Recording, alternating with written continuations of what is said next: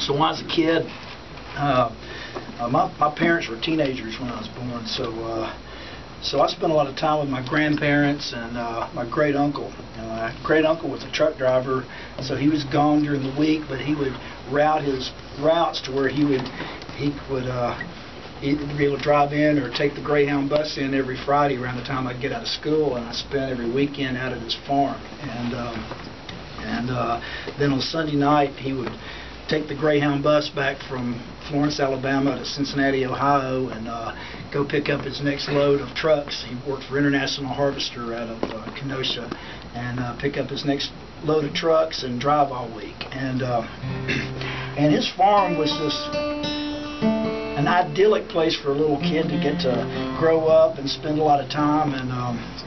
And he was just he's 90 now, and he's still hanging in there, but the light's starting to flicker a little bit.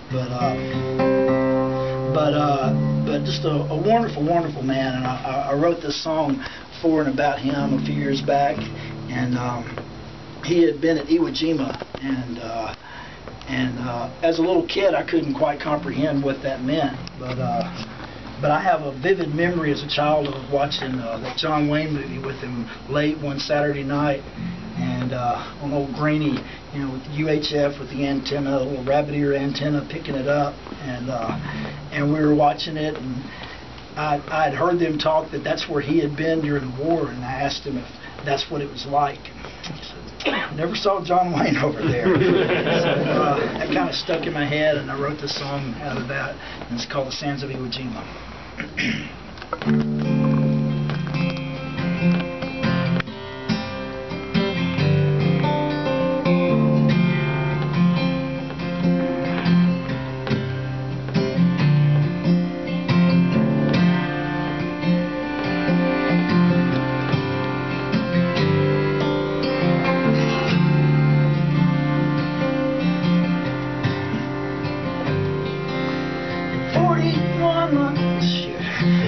George A. was in the movies in December '41. They announced it in the lobby, what had just gone on.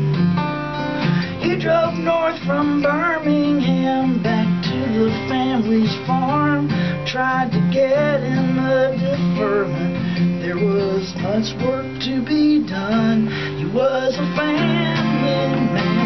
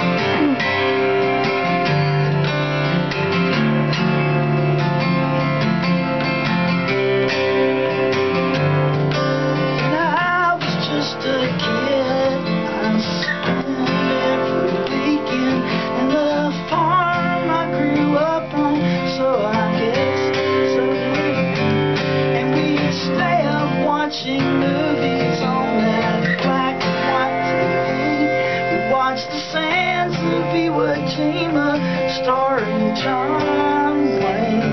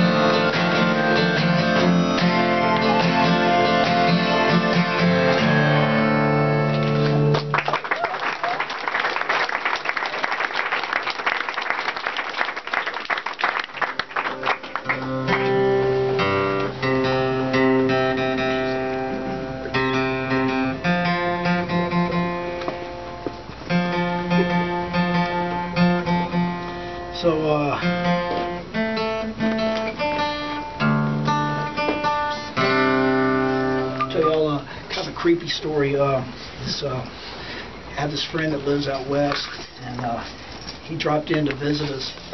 We were parked in the parking lot of this club in New Mexico, and he dropped in to visit us, and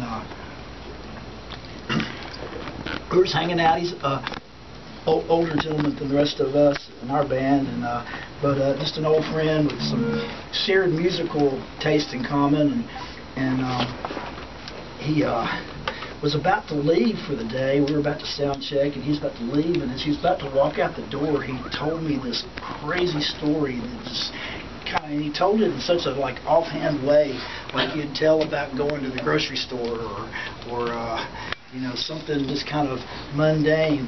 But it involved a really high-powered gun that a friend of his had procured, and he was convinced that this friend of his just didn't need to have such a weapon like that, and he didn't think it was the kind of guy that needed a gun like that at his house, and so he talked his friend into loaning it, to bringing it to him and letting him keep it for him. It's like, I'll keep it, it's your gun, but I'll just keep it, and we'll all sleep better at night. And he was like, yeah, and then I was out a few weeks later, out with the gun, and decided I was going to go out and do some shooting, and I was up on this ridge, and I just kind of realized I was seeing how close I could get to the cars down on the highway below without hitting anything, and it kind of freaked me out, so I ran home and I called my friend and asked him if he'd come get the gun back. Well, it's been good seeing y'all, it's been, you know, and he left, and I was like, did I really hear that, or did I just imagine that? But so I wrote this song for him, and I hope he don't mind. But this one's called Ray's Automatic Weapon, and I did change the name.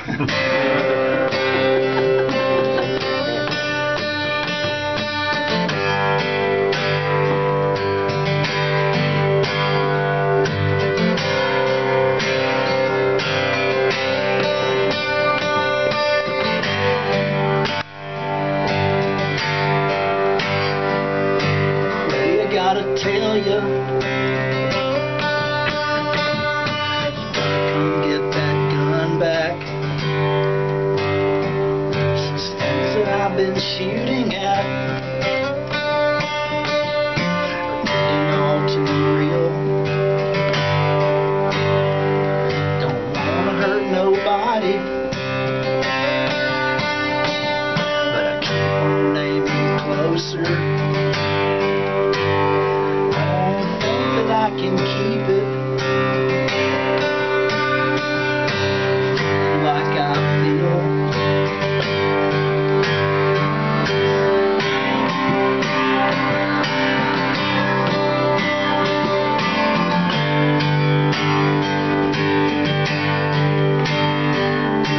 Hey, I know I told you I'd keep it for you. I said I trusted you more than me. Something happened last night that made me reconsider. I need you to drive out here